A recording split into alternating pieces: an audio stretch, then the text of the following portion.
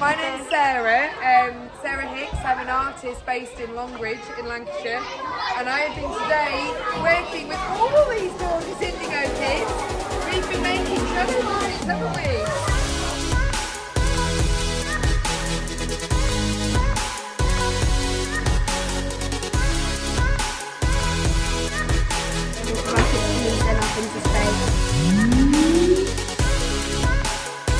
And the rabbit and the butterfly became really good friends.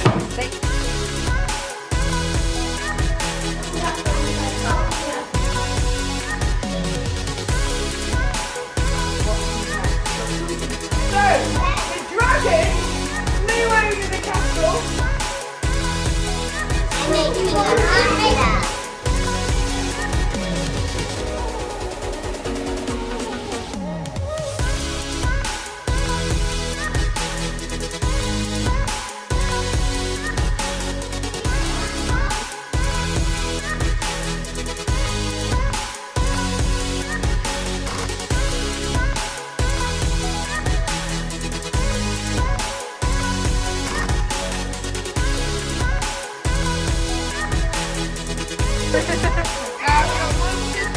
so proud of what they've done.